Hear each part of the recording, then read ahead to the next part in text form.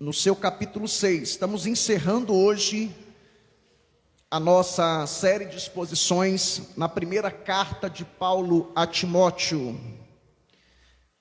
A próxima semana, permitindo Deus, estaremos começando a exposição da segunda carta de Paulo a Timóteo.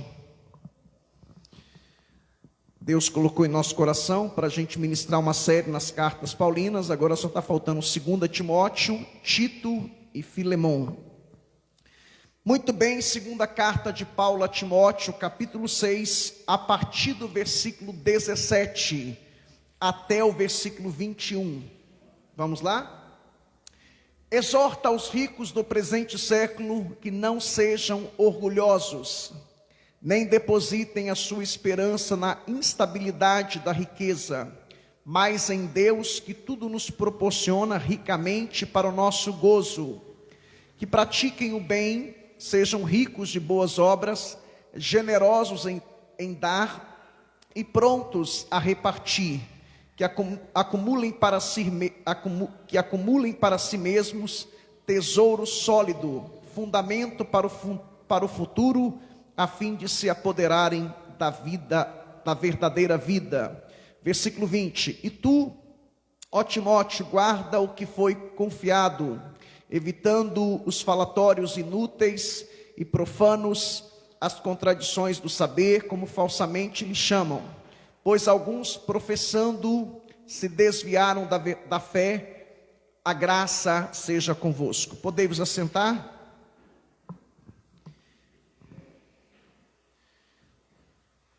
Meus irmãos, como a gente está encerrando hoje essa série de exposições na primeira carta de Paulo a Timóteo, só para a gente recapitular tudo aquilo que a gente aprendeu de forma assim bem resumida, Paulo escreveu essa carta para Timóteo com alguns propósitos. Paulo escreveu essa carta para exortar o próprio Timóteo a respeito do seu ministério e também da sua vida pessoal. Vocês devem se recordar que Paulo disse para Timóteo: Timóteo, cuida de ti mesmo e da doutrina. Então o homem de Deus, ele tem que cuidar de si mesmo e também da doutrina de Deus. Paulo também escreveu essa carta para exortar Timóteo a defender a pureza do evangelho, porque a igreja de Éfeso, ela estava sendo atacada por falsos mestres. Então, é da competência do homem de Deus defender o evangelho no sentido de combater os falsos mestres e pregar o evangelho simples e puro. Eu sempre falo que o papel do pastor é enfrentar os lobos e proteger as ovelhas. Então, parafraseando o que Paulo estava recomendando a Timóteo, é para que Timóteo pudesse enfrentar os lobos, isto é, os falsos profetas, e também proteger as ovelhas do aprisco, do redil, do curral do Senhor. E Paulo também escreveu essa carta a Timóteo para dar instruções gerais a Timóteo. Haja vista que Timóteo era um jovem pastor. Ele tinha entre 25 anos a 35 anos. E a igreja de Éfeso já era uma igreja consolidada. Ela foi fundada por Paulo por volta do ano 55, 56, 57, por ocasião da terceira viagem missionária de Paulo. Os irmãos devem se recordar que Paulo ficou 3 anos na cidade de Éfeso. Então imagine você sendo pastoreado pelo próprio apóstolo Paulo durante 3 anos. Aí essa carta já foi escrita por volta do ano 62, 64. Então Paulo agora Paulo está dando instruções para Timóteo como lidar com classes específicas da igreja, ou grupos específicos da igreja, como lidar com as mulheres, como lidar com as viúvas, como lidar com os homens idosos, como lidar com os jovens, como lidar com a liderança da igreja, como lidar com os escravos, como lidar com os falsos mestres. E hoje, para concluir, Paulo dirige uma palavra especificamente para os ricos da igreja. Os irmãos devem, a gente sempre está falando isso aqui na igreja, que no primeiro século, a maioria dos cristãos eram pobres. A maioria dos cristãos eram pessoas simples, pessoas humildes, mas existia uma minoria de cristãos que eram ricos. É por isso que a gente vai encontrar Paulo, a gente vai encontrar Tiago e outros apóstolos também dirigindo uma palavra específica para os ricos, isto é, aqueles ricos que tinham se convertido ao cristianismo. Então a palavra de hoje, do versículo 17 até o versículo 19, Paulo está dando instruções específicas para os ricos da igreja de Éfeso. Quem eram esses ricos? Senhores de escravos, fazendeiros, homens de comerciantes. Mas a partir do versículo 20 até o versículo 21, versículo 20 e 21, Paulo está dando uma instrução específica para Timóteo no encerramento, no fechamento dessa carta. Bom, tendo dito isso, é importante dizer também que, embora essa palavra aqui seja específica para os ricos, naquela época só existia duas classes: ou você era rico ou você era pobre. Não existia classe média. Hoje em dia existe classe baixa, classe média, classe alta. Alguns dizem, eu já ouvi ou li em algum lugar, que pessoas ricas no Brasil são pessoas que ganham mais de 15, 20 mil reais e são minoria, né? Estão em torno aí de 3, 4, 5% só. E hoje existe a classe média. Então nessa época aqui, a classe baixa era formada a classe baixa aqui, era a grande maioria daquela época, pessoas pobres, simples, humildes. E hoje em dia, eu penso que, embora essa palavra seja específica para os ricos da igreja, eu penso que hoje ela se aplica a todos nós, porque hoje no Brasil, existe muitas pessoas que são de classe média, né, que têm uma condição financeira boa. Naquela época os pobres, só para você ter uma ideia, eles tinham uma muda de roupa só, uma peça de roupa, ou no máximo 2 peças de roupa. Eram pessoas muito simples, muito humildes mesmo. Então, embora essa palavra seja específica para os ricos, ela também se aplica a nós, ok? Então, primeira coisa que Paulo fala aqui no versículo 17, olha o que ele diz: exorta aos ricos do presente século que não sejam orgulhosos. Essa palavra orgulhosos é a palavra arrogante, soberbo, né, presunçoso. Essa palavra significa alguém que tem uma opinião elevada de si mesmo. E naquela época, irmãos, era muito comum. Os ricos da época, eles eram arrogantes, eles eram soberbos, eles eram orgulhosos, principalmente vivendo dentro dessa cultura greco-romana. Então era muito comum os ricos serem orgulhosos, arrogantes, soberbos, olharem os pobres de cima para baixo como uma classe inferior. Só que aqui Paulo está escrevendo para ricos que se converteram ao cristianismo. E o cristianismo, irmãos, uma das máximas do cristianismo é que no cristianismo ele nivela. A gente vê isso lá em Gálatas capítulo 3, versículo 28. Paulo diz ali em Gálatas 3, 28, que em Cristo não há judeus, não há gentios, não há escravos, não há livres, não há ricos, não há pobres. Em Cristo há um nivelamento, há uma igualdade. Então, para Deus não faz acepção de pessoas. Então, primeira coisa que Paulo diz aqui é que esses cristãos, eles não poderiam ser orgulhosos. É olhar para as pessoas, eles não poderiam olhar para as pessoas com menosprezo, com desprezo. Eles não poderiam se julgar ou agir de forma superior.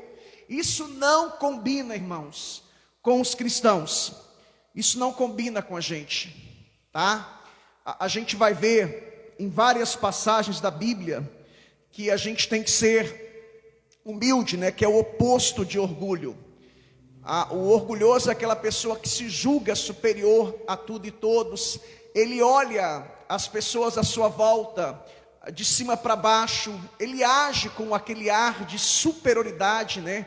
Então isso não combina com o cristianismo. Então a primeira coisa que Paulo diz aqui, ele está exortando aos ricos que faziam parte daquela igreja que não fossem orgulhosos. E o argumento de Paulo, irmãos, olha o que ele diz aí, ainda no versículo 17: nem depositem a sua esperança na instabilidade da riqueza, mas em Deus, que tudo nos proporciona ricamente para o nosso gozo. Irmãos, é preciso salientar nessa noite que se nós temos alguma coisa, se nós temos casa, carro, se nós temos bens materiais, isso é pela bondade, misericórdia e graça de Deus. Uma das máximas do cristianismo, irmãos, é que o cristianismo, ele anula todo o mérito da nossa parte. Nós não temos mérito nenhum. Tudo que temos, casa, carro, propriedades, bens materiais, tudo é pela bondade, misericórdia e graça de Deus. Talvez você possa argumentar: pastor, mas eu tenho essa casa porque foi eu que trabalhei. Quem é que te deu trabalho? Pastor, foi o meu esforço, a minha dedicação. Quem é que te capacitou? Quem é que te habilitou? Quem é que te autorizou? Quem é que te deu a capacidade de se esforçar, de se dedicar, de se aplicar? Deus. Abra comigo a sua Bíblia, por favor, em Deuteronômio capítulo 8, versículo 17 e 18. Deuteronômio capítulo 8, versículo 17 e 18. A doutrina da graça, irmãos, ela é como se ela dissesse assim: baixa a bola. Ela nos humilha, porque a gente vê que tudo que somos, tudo que temos, é pelos méritos de Cristo. Capítulo 8, versículo 17. Olha o que diz aí, Deuteronômio capítulo 8, versículo 17. Depois seria bom você ler todo o capítulo 8, tá? Capítulo 8 é Deus mostrando para a nação de Israel que tudo o que aconteceu com eles foi um processo de Deus, foi um tratamento de Deus, e que Deus que guiou eles pelo deserto, que Deus que providenciou maná no deserto. É a ideia da soberania de Deus, do cuidado de Deus, da provisão de Deus. É a ideia de que nós não temos mérito nenhum. Então olha o que Deus diz aí em Deuteronômio capítulo 8, versículo 17 e 18. Deus falando para o povo de Israel: não digas, pois, no teu coração: a minha força e o meu poder, e o poder do meu braço, que adquiriram essas riquezas. Antes, versículo 18: te lembrarás do Senhor teu Deus, porque é Ele o que te dá força para adquirires riquezas, para confirmar a sua aliança, que sob juramento prometeu aos teus pais, como hoje se vê. É Deus que nos dá força, é Deus que nos capacita, é Deus que nos autoriza, é Deus que nos habilita. Tudo provém do Senhor. Então, nós não temos mérito nenhum, irmãos, mérito nenhum, tá? Se você acordou hoje pela manhã e trabalhou, foi Deus que despertou você, foi Deus que te deu condições de trabalhar. Então tudo que temos é pela bondade, misericórdia e graça de Deus. A gente nunca pode bater no peito e se achar o rei da cocada branca ou o rei da cocada preta. Que ele, a gente tem que dizer como João Batista, que ele cresça e que eu diminua. Tudo por ele, e para Ele são todas as coisas, conforme está em Romanos 11:36. Louvado seja o nome do Senhor. Sabe, irmãos, a pessoa humilde, que é o oposto, o contrário de alguém que é orgulhoso, arrogante, soberbo, a pessoa que é humilde, ela glorifica a Deus. Diante de uma bênção, diante de uma promoção, diante de qualquer situação de crescimento, de expansão, de promoção, de bênçãos, ela glorifica a Deus, porque ela entende que foi a providência de Deus. Olha o que a Bíblia diz lá em Provérbios, capítulo 15, versículo 33. Se você quiser anotar aí, Provérbios capítulo 15, versículo 33. E diante da honra sempre vai a humildade. Se Deus está te honrando, e a ideia de humildade na Bíblia é a ideia de se rebaixar, se humilhar. Quanto mais Deus te honrar, mais você se humilha, mais você reconhece que é Deus. Dependa mais de Deus. Nunca diga, não, isso aconteceu porque eu sou bom, porque eu sou cara, porque eu fiz, eu faço e acontece. Nada, é provisão de Deus. É Deus que está te honrando. E quanto mais Ele te honra, mais você deve se humilhar, mais você deve se rebaixar. Olha o que diz lá em Tiago, capítulo 4, versículo 6. Tiago, capítulo 4, versículo 6, diz que Deus resiste a quem? Aos soberbos, mas dá graça aos humildes. Irmãos, se há um povo que Deus resiste, a ideia de resistir aqui, a ideia de fazer oposição, é os soberbos, os orgulhosos, os arrogantes. E se é um povo que Deus dá graça, Deus diz, eu resisto os soberbos, mas dou graça aos humildes. Quanto mais humilde você for, mais graça Deus vai te dar.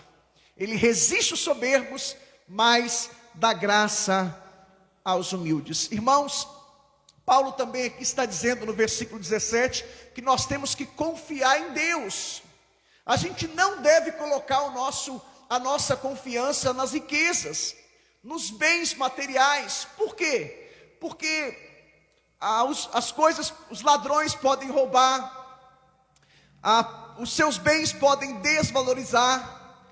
E aqui no contexto, eles viviam num contexto também de agricultura, né? As pestes, as pragas.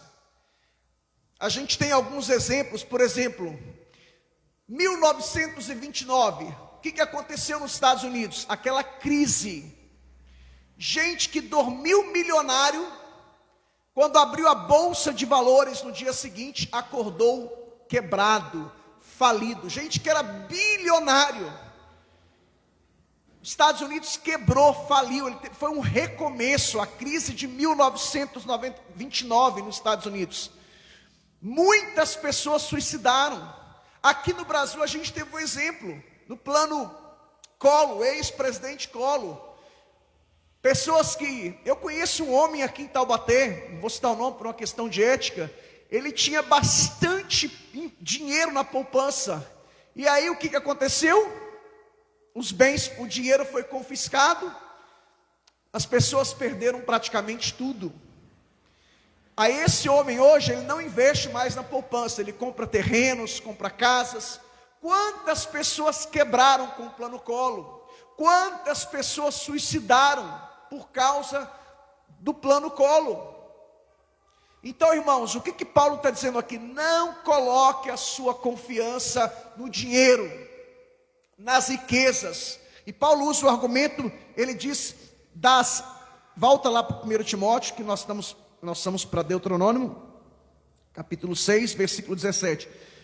Paulo diz, não depositem a sua esperança na estabilidade das riquezas. Eu tenho isso, eu tenho aquilo. Não coloque a sua confiança nisso.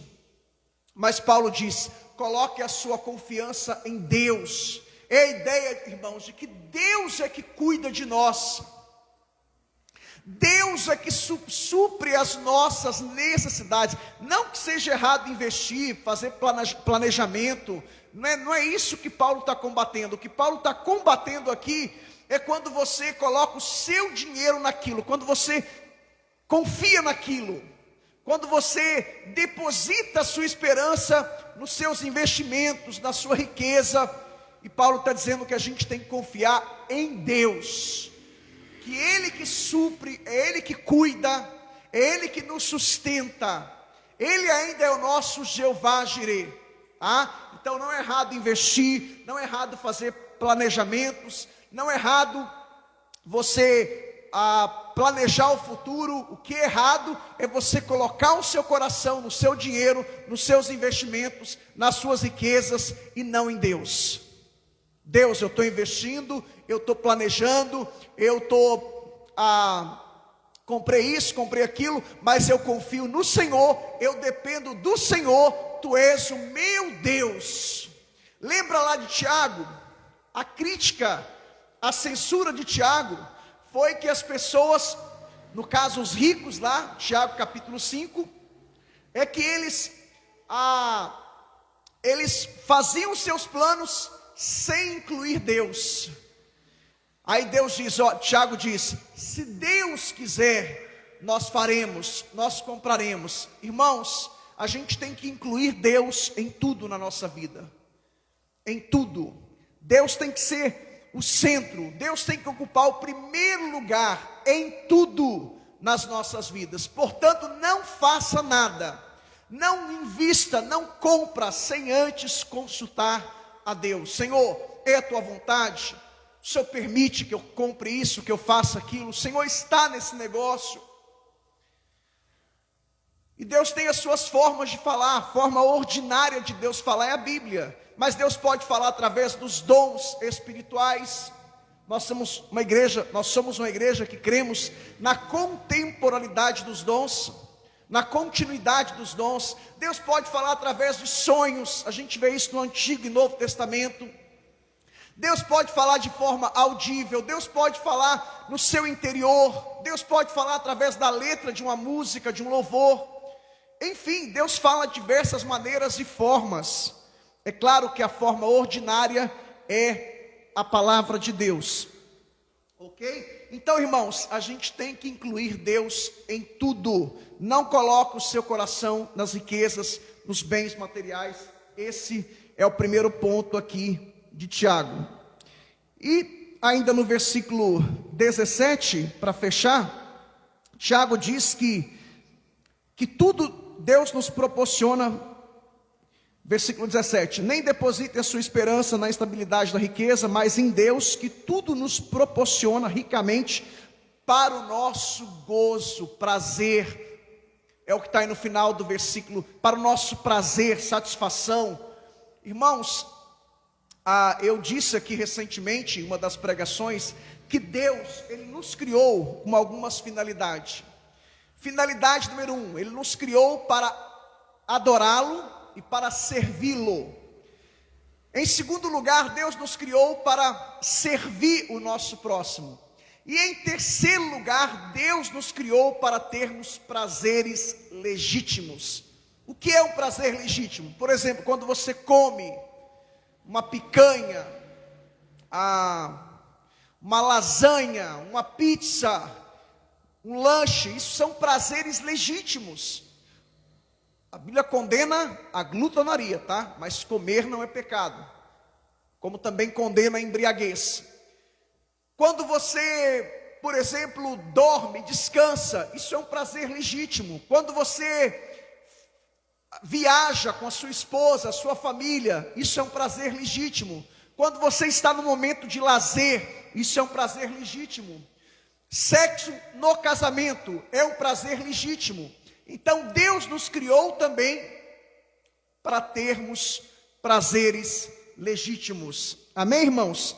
E é isso que o versículo 17, ele está dizendo também. Chama a sua atenção agora para o versículo 18. Olha o que Paulo diz, o que os ricos deveriam fazer. O contexto aqui é para os ricos, mas se aplica a todos nós.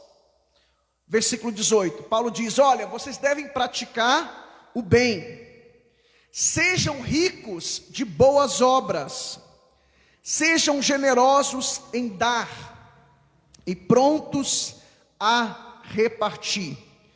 Primeira coisa que Paulo diz aqui é que eles deveriam fazer o bem. Sabe, irmãos, Deus, Ele nos dá com abundância, não para que a gente venha simplesmente a acumular. Deus não quer que você fique olhando só para o seu umbigo, para o seu problema, mas Deus te abençoa para que você possa abençoar outros. É para isso que Deus também te abençoa, não é para você reter, não é para você ser uma pessoa egoísta, não é para você olhar só para o seu problema, só para o seu umbigo. E é isso que Paulo está dizendo aqui: olha, vocês são ricos, são abastados, são prósperos, Deus tem abençoado vocês, e a origem da bênção é Deus, a origem do bem é Deus. Tiago diz que toda boa dádiva vem de Deus, do Pai das luzes. Então, por que nós somos abençoados? Por que Deus te abençoa? Em primeiro lugar, para que você possa praticar o bem. E Paulo, escrevendo aos Gálatas, no capítulo 6, versículo 9 e 10, ele diz que a gente não deve se cansar de fazer o bem. E ele dá uma prioridade ali: façamos o bem a todos. Todos ali, judeus, gentios, ricos, pobres, sábios, ignorantes, brancos, negros, amigos, inimigos, gente de dentro da igreja, de fora da igreja, mas principalmente aos domésticos da fé. Prioridade. Ou seja, você tem que abençoar todos, fazer o bem a todos, mas a prioridade é, primeiro, os domésticos da fé. Então, Paulo está dizendo aqui a Timóteo: primeira coisa, Deus está te abençoando para que você possa praticar o bem. Tem uma frase que os reformadores diziam, eles diziam assim: o mistério do pobre e o ministério do rico. Ou seja, Deus abençoa o rico, para o rico ser generoso para com o pobre. E Deus usa o rico para abençoar o pobre, para que o pobre seja grato a Deus pela vida do rico. Então essa frase era muito comum na época da reforma, que era falada pelos reformadores: o mistério do pobre e o ministério do rico. Então Deus abençoa o rico para ele ser generoso com o pobre, e Deus usa o rico como instrumento para abençoar o pobre, para ele ser grato a Deus pela vida do rico. Então Deus te abençoa para você repartir, para você compartilhar, para você abençoar os outros. Eu estudando hoje, ontem, já há alguns dias, eu peguei isso de alguns comentários, um conselho de John Wesley. John Wesley viveu no século XVIII, ele é o ele é o fundador da igreja metodista, e ele deu um triplo conselho. Olha o que John Wesley diz: ganhem tudo o que puderem. Esse é o primeiro conselho de John Wesley. E ele diz o segundo conselho: economizem tudo o que puderem. E o terceiro e último conselho de John Wesley, ele diz: e deem tudo o que puderem. Então ganhem tudo o que puderem. Esse é o primeiro conselho: economizem tudo o que puderem, melhor dizendo, e deem tudo o que puderem. Ou seja, a gente não pode restringir, reter as coisas para a gente. Isso não combina com o cristianismo. E quando a gente lê a carta de Paulo aos Filipenses, a gente vê no capítulo 1, Paulo falando sobre a supremacia de Cristo. Ou seja, Cristo tem que ocupar o primeiro lugar nas nossas vidas. Mas no capítulo 2, ele fala sobre o altruísmo. Ele dá o exemplo de Jesus, ele dá o seu próprio exemplo, ele dá o exemplo de Epafrodito, ele dá o exemplo de Timóteo. Sabe por quê, irmãos? A ética cristã é o outro na frente do eu. Essa é a ética cristã. Não combina com o cristão ser egoísta, olhar só para o seu umbigo, olhar só para o seu problema. Cristianismo é o outro na frente do eu. Quais são todo o Antigo Testamento, aquelas 613 leis? Lei moral, lei civil, judicial, lei cerimonial. Elas se resumem em quê? Amar a Deus acima de tudo e o teu próximo como a ti mesmo. Essa é a ética cristã. Quando a gente pega, por exemplo, os dons espirituais, lá em 1 Coríntios, no capítulo 1, até o versículo 31. Dons espirituais é para você ser arrogante, soberbo, se achar que é superior ou melhor do que os outros? Sim ou não? Não. Lá em 1 Coríntios, capítulo 12, capítulo 13, capítulo 14, capítulo 13, Paulo fala especificamente sobre o amor, e ele usa isso no meio ali, né? Porque aquela igreja dava muita ênfase aos dons, mas era uma igreja que não amava, era uma igreja dividida, uma igreja complicada, problemática. E no capítulo 14, Paulo fala especificamente sobre o dom de línguas e o dom de profecia. E Paulo diz que os dons espirituais, irmãos, são para a edificação do corpo de Cristo. Deus nunca dá um dom para alguém, para ele se achar o rei da cocada branca, ou o rei da cocada preta. Eu tenho esse dom. E alguém diz, eu tenho os 9 dons. Ninguém tem todos os dons, porque é corpo. Deus não dá tudo para uma pessoa, irmãos.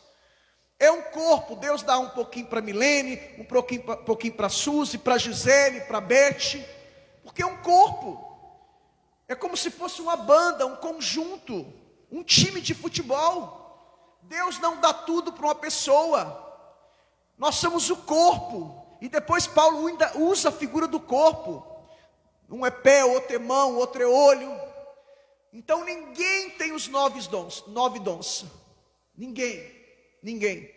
Nós somos um corpo, uma igreja, uma família. E os dons de Deus são para a edificação da igreja. Aí alguém diz assim, não, mas eu tenho esse dom, mas eu não quero servir na igreja. Você está indo contra a Bíblia. É claro que a gente tem que fazer a obra de Deus lá fora também. Há várias passagens bíblicas que falam sobre isso. Ide por todo mundo, pregar o evangelho. Você pode pregar através do seu testemunho, através das redes sociais. Mas os dons que Deus te deu, segundo o registro de 1 Coríntios capítulo 12, é para a edificação da igreja. Os 8 dons, eles são para a edificação da igreja. Somente um dom que é para a própria edificação. Qual é esse dom? Os irmãos se lembram? Dom de línguas. É por isso que Paulo fala que se não houver intérprete, fale consigo mesmo.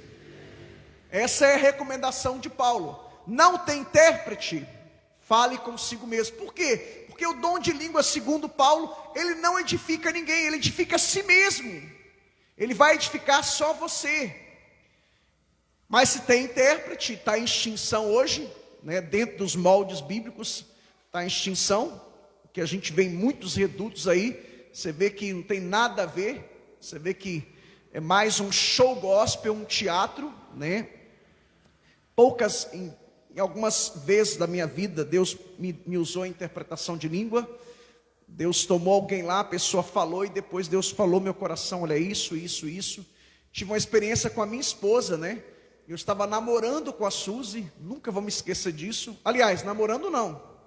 Eu estava de olho na Suzy, isso em 1995. Eu estava estudando japonês, a minha irmã tinha vindo do Japão, e ela dava aula de japonês. Eu estudei 1 ano japonês, eu aprendi um monte de palavras na época. E eu cheguei na reunião de oração dos jovens. A minha esposa não era nada ainda, nós éramos amigos, ela era tesoureira dos jovens, eu era o vice-presidente. E eu cheguei, ela estava falando algumas palavras em japonês, sem nunca ter estudado japonês. E ali quando eu cheguei, Deus falou no meu coração, é isso, é aquilo, tal. E depois do culto eu falei, sabia que você falou algumas palavras em japonês? Ela falou, eu nunca falei japonês na minha vida, né? Não tem noção nenhuma. Eu falei, então você falou isso, falou aquilo. E na época era tudo o que eu precisava de ouvir. Isso foi em janeiro de 96, me lembro como se fosse hoje, estava no momento de decisão da minha vida, se eu ia continuar minha carreira como jogador de futebol, se eu ia encerrar, e eu falei, Deus, fala comigo hoje. E quando eu cheguei, ela orando em línguas, em japonês, falando palavras em japonês, me lembro que ela falou, Daijoubu, Kami-sama, Deus está no controle, já não me lembro de quase nada, mas me lembro de algumas coisas, né? E então foi uma experiência que eu tive outra experiência também, né? Enfim. Então, irmãos, os dons são para edificação da igreja. Se Deus te deu algum dom, é para edificação da igreja. Não é para você, não, eu não faço, eu não prego, eu não toco, eu não canto, eu não faço isso, não faço aquilo. Você está enterrando os talentos de Deus. E você está indo contra a ordem de Deus. Porque os dons que Deus te deu, os talentos que Deus te deu, é para, em primeiro lugar, para edificação do corpo de Cristo. Claro que Deus te deu dons para abençoar tudo e todos, mas, em primeiro lugar, a orientação bíblica é que é para edificação do corpo de Cristo, ok? Muito bem, versículo 18 ainda, não, versículo 19 agora. Olha o que Paulo diz no versículo 19. Versículo 19: que acumulem para si mesmos tesouro sólido, fundamento para o futuro, a fim de se apoderarem da verdadeira vida. Irmãos, o que Paulo está dizendo aqui? Paulo está contrastando, se esses ricos, se o dinheiro, se muitos deles estavam colocando o coração no dinheiro, nas riquezas, e Paulo orienta eles que eles não devem fazer isso, devem colocar a confiança em Deus, e que Deus é que dá gozo, prazeres legítimos. E no verso 18 Paulo explica por que Deus abençoou eles, para que vocês pratiquem o bem, para que vocês possam ser ricos de boas obras, para que vocês sejam generosos, para que vocês possam repartir aquilo que Deus deu a vocês. No verso 19 Paulo diz, olha, vocês devem acumular os tesouros de vocês no céu.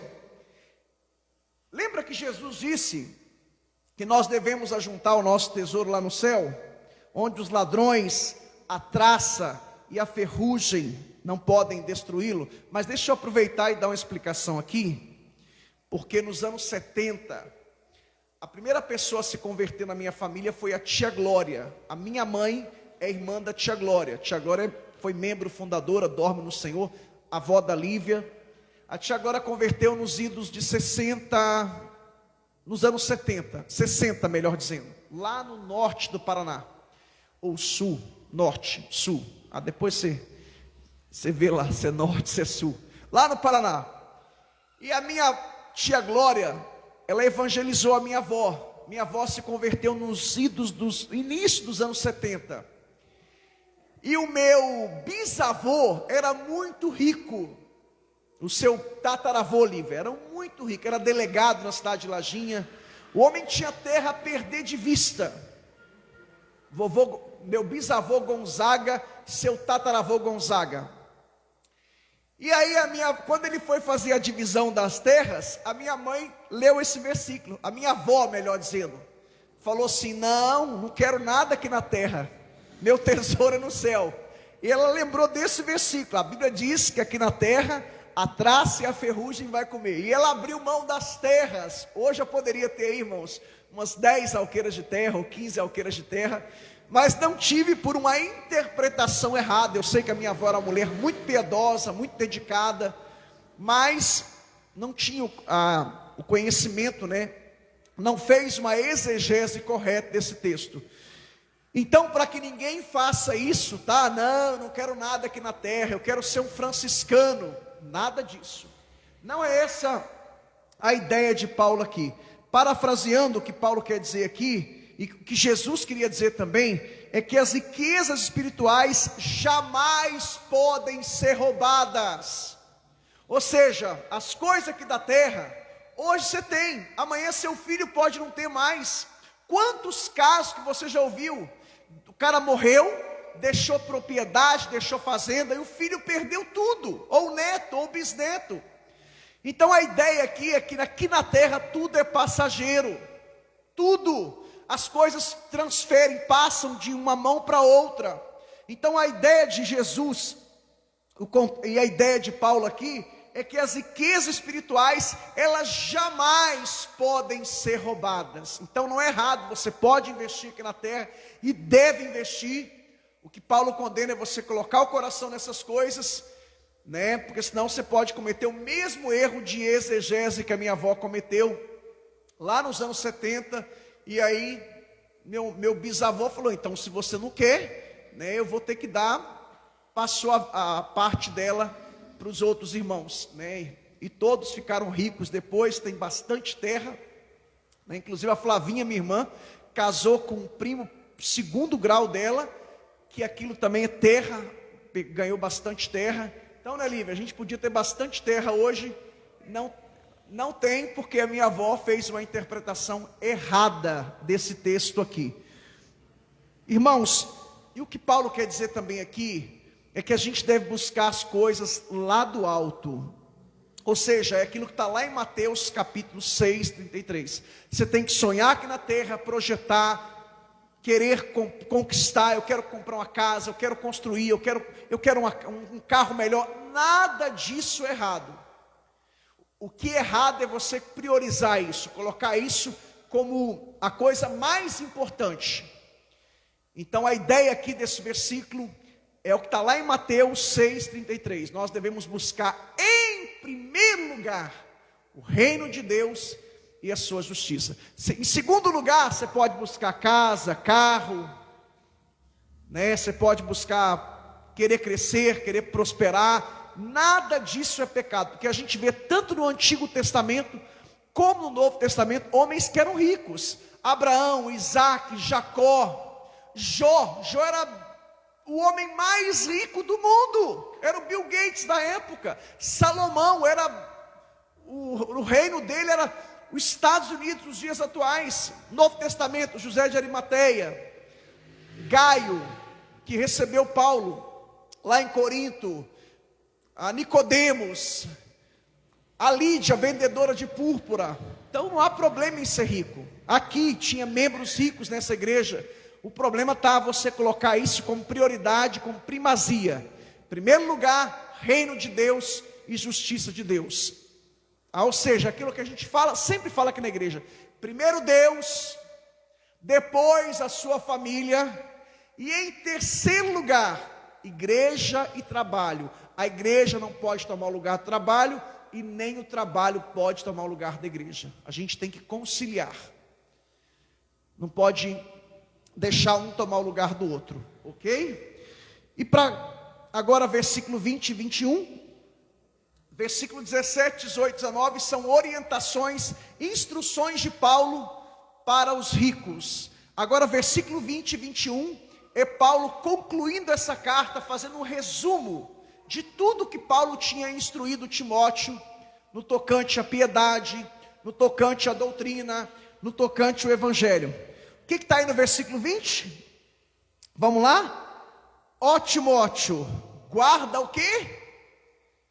Guarda o quê? O depósito que te foi confiado. Dá uma pausa aí.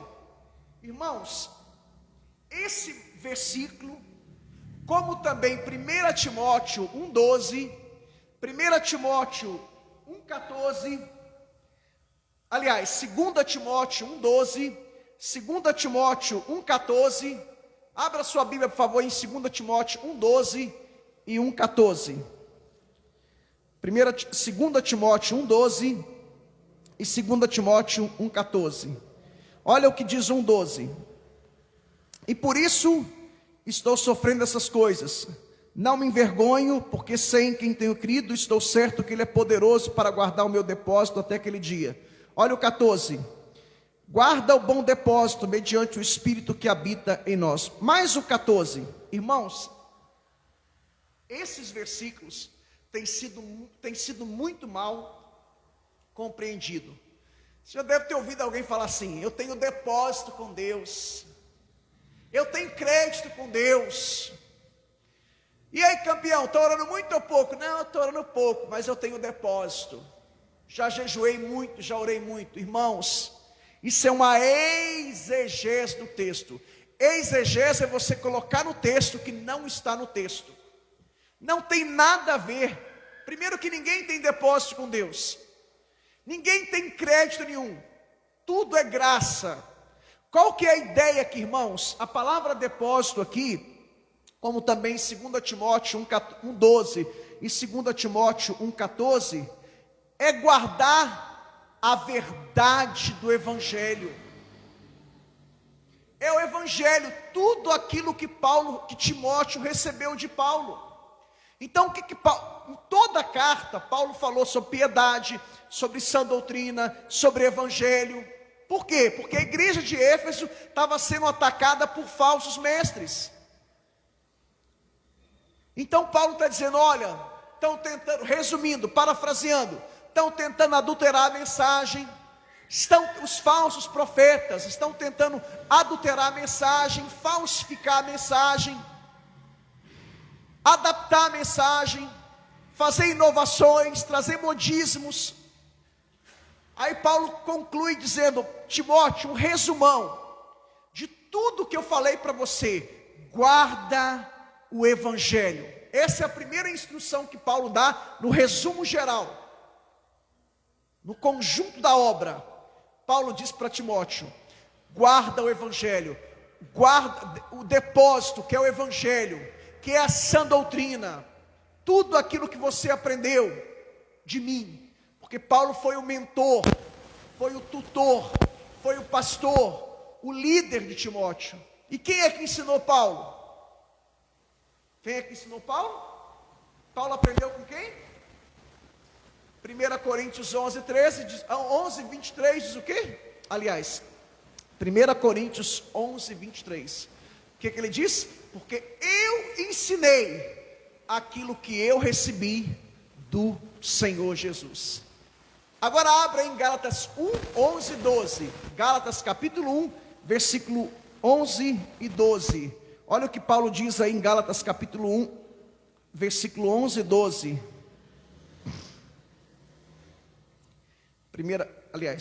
Gálatas capítulo 1, versículo 11 e 12. Olha o que Paulo diz.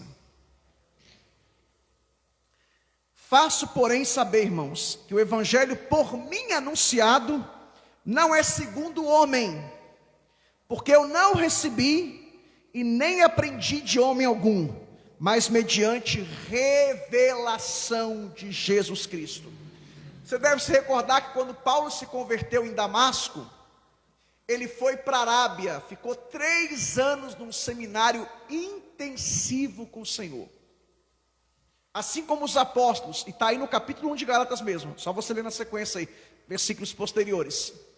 Ele diz que quando ele se converteu em Damasco, ele foi depois para a Arábia, ficou 3 anos num seminário intensivo com o Senhor, aprendendo do próprio Senhor. Lembra que lá em 2 Coríntios capítulo 12, ele fala, conheço um homem que foi arrebatado, viu coisas inefáveis, que ao homem natural não é lícito entender. Estava se referindo a ele mesmo. Ele diz, conheço um homem há 14 anos, tinha 14 anos já, que ele tinha tido essa experiência. Então Paulo, ele aprendeu diretamente com Jesus. Então o que Paulo está dizendo para Timóteo? Timóteo, eu aprendi tudo de Jesus. Jesus é a fonte, o autor do Evangelho. Eu fui o canal, e você é o receptor, e você tem que transmitir isso para outros homens, e lá em 2 Timóteo nós vamos ver isso. Transmita a outros homens aquilo que você recebeu. Irmãos, estamos vivendo um tempo que o Evangelho está sendo adulterado, falsificado. A gente está vendo um monte de adaptações, modismos, invenções. Irmãos, nós não precisamos de invenções, não precisamos de modismos. O que nós precisamos é fazer o que os reformadores fizeram. Eles disseram, nós não estamos redescobrindo as Escrituras. Aliás, nós não estamos descobrindo as Escrituras, nós estamos redescobrindo E reforma é o quê? Não é modismo, não é novidade, não é invenções, é voltar às origens, ao evangelho simples, puro e à moda antiga. Irmãos, eu sou praticamente nascido e criado na igreja. De uns 30, 40 anos para cá, tem entrado tantas coisas na igreja que não existia, e a gente nem percebe. Tem coisa que entra de forma sutil, e você pensa, como é que isso entrou na igreja? Por exemplo, não sei se você sabe, e vocês sabem que da minha posição hoje, mas no período que eu fui para os Estados Unidos, eu fui muito influenciado pela cultura americana, e lá essa questão de pastorado feminino é uma coisa muito normal, comum. E eu cheguei nos Estados Unidos com a mentalidade, tive uma ótima escola aos pés do meu sogro, mas cheguei lá por causa da cultura americana, eu fui influenciado e comecei a defender o pastorado feminino. Mas o argumento que eu tinha era uma questão cultural. Irmãos, e estudando essa questão de pastorado feminino, primeiro que a gente vê que não tem respaldo bíblico. E eu já expliquei isso aqui na igreja, que diante de Deus, homens e mulheres são iguais, têm o mesmo valor, mas têm papéis diferentes. A gente não vê respaldo bíblico. E se você estudar essa questão de pastorado feminino, isso começou a partir de 1960, com o movimento feminista. Em 2000 anos de história de igreja, nunca houve.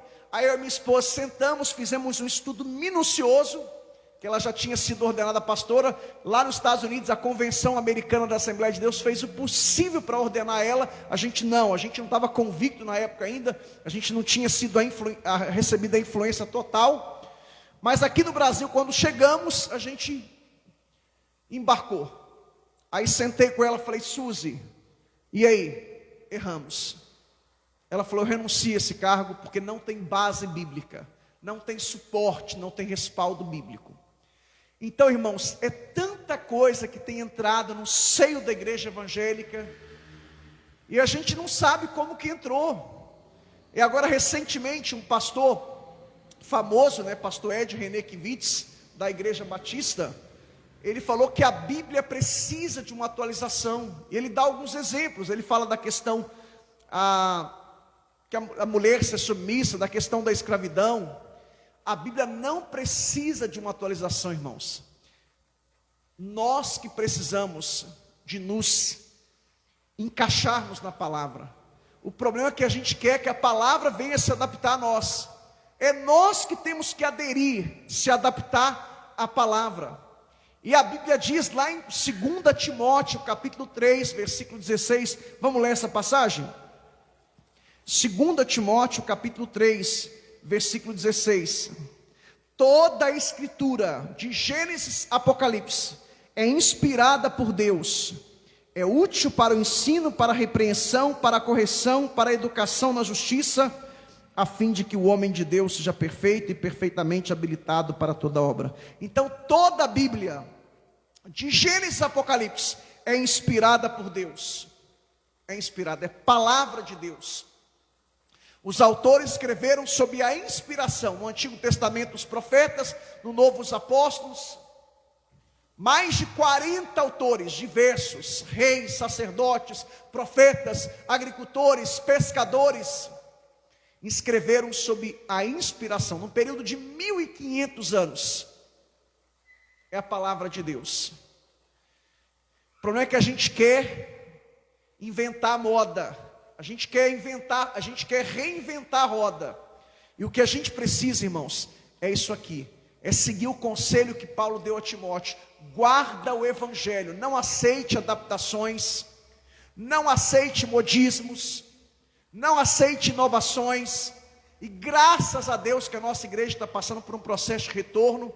Estamos retornando para aquele evangelho simples, puro e à moda antiga. Qualquer coisa que chegar, a gente tem que ser bereano. É o que está lá em Atos 17, 11. Deixa eu ver, deixa eu checar, deixa eu conferir. Tem base bíblica, tem suporte? Não. É os 5 solas da reforma. Um deles é sola escritura. Somente a Bíblia. Somente a Bíblia.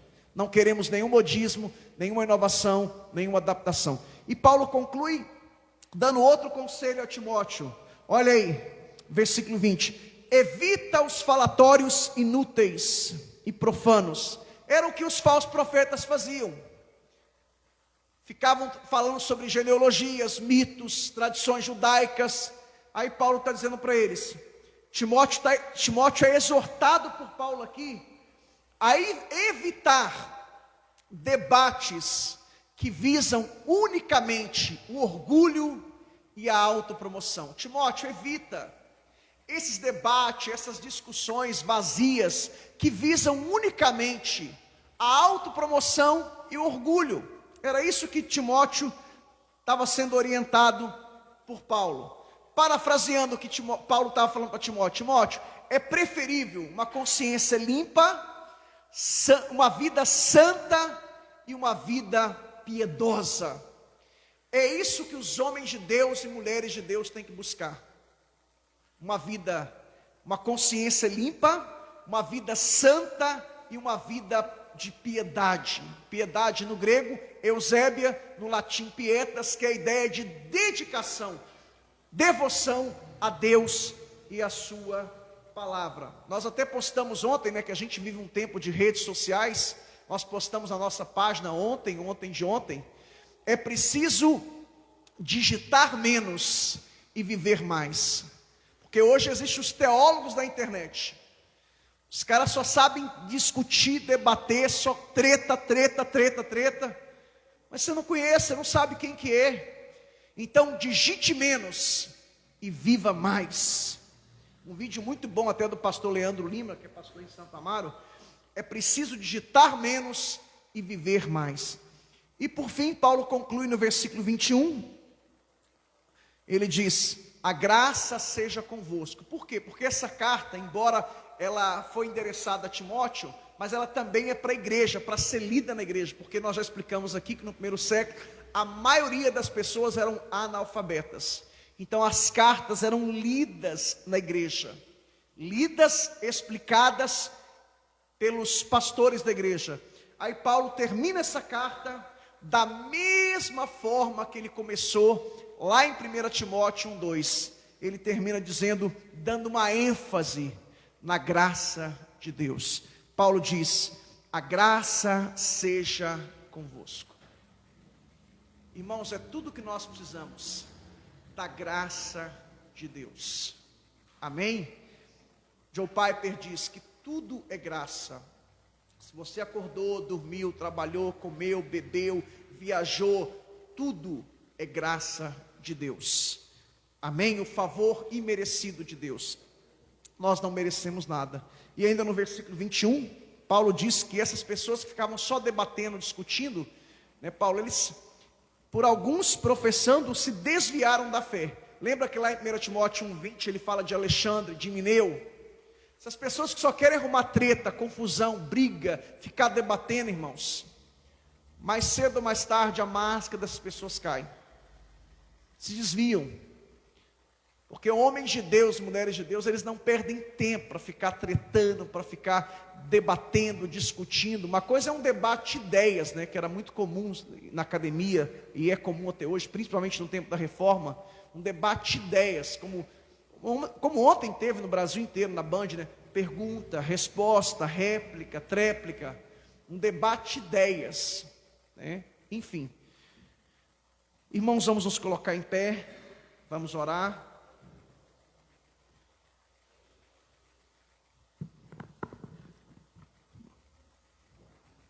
Nós vamos orar agora. Se você tiver alguma necessidade, fala para Deus. Eu creio que Deus falou com você. A gente aprendeu tantas coisas aqui hoje. Nós aprendemos que nós não podemos ser orgulhosos. Aprendemos que temos que confiar em Deus. Que não podemos colocar o nosso coração nas riquezas, versículo 17. Que Deus quer que a gente tenha prazeres legítimos. Aprendemos no versículo 18 que Deus quer que a gente pratique o bem, seja generoso, que a gente reparta as coisas que a gente tem. Então, que a gente possa aplicar isso nas nossas vidas. Aprendemos no versículo 19 que a gente não pode, que a gente tem que ajuntar tesouros no céu, ou seja, o reino de Deus, a justiça de Deus em primeiro lugar.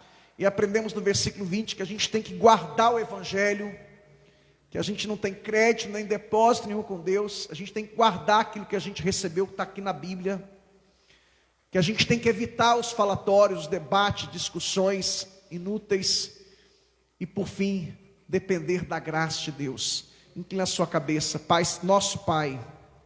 nosso Deus, em nome de Jesus, obrigado pela tua palavra. Senhor, que possamos colocar em prática esses princípios que recebemos nessa noite, que possamos viver de acordo com a sua palavra, Senhor. Meu Deus, livra-nos dos falsos profetas, dos falsos mestres, das novas doutrinas que surgem a cada dia, dos modismos, das invenções, como teologia da prosperidade que surgiu há 20, 30, 40 anos, Senhor, nos Estados Unidos, teologia da libertação, meu Deus, o pragmatismo religioso, teologia do coach, que é a última teologia que está surgindo agora, mais recente. E agora, Senhor, os falsos mestres querem atualizar a Bíblia, Senhor. Senhor, livra-nos dessas falsas doutrinas, desses falsos mestres, e que possamos nos voltarmos para o evangelho simples, puro e à moda antiga, que possamos seguir o conselho que Paulo deu a Timóteo, guardar o depósito, que é o evangelho, a sã doutrina, uma vida piedosa, Senhor, que possamos colocar em prática tudo aquilo que aprendemos, Senhor, com Paulo, com Pedro, Tiago, com os apóstolos de Cristo, com os evangelhos, com a tua palavra, Senhor. Essa é a nossa oração, Senhor. Abençoa a tua igreja, o teu povo. Te pedimos uma noite abençoada. Fale conosco no turno da noite, nos dê sonhos proféticos. Venha nos guardar, nos proteger em tudo, Senhor. Abençoa cada família aqui presente, cada vida. Venha nos abençoar em tudo, pois em tudo nós dependemos de ti, Senhor. Tu és o nosso Deus. Venha fortalecer os fracos, dar ânimo aos desanimados, curar os doentes, libertar os cativos. Abençoa a tua igreja, o teu povo, Senhor. Muito obrigado por tudo. Nós oramos em nome de Jesus. Faça assim com as suas mãos. E a graça de nosso Senhor e Salvador Jesus Cristo, e o amor de Deus nosso Pai, e a comunhão do Espírito Santo seja com todo o povo de Deus, hoje, amanhã e sempre. Todo o povo de Deus diga amém.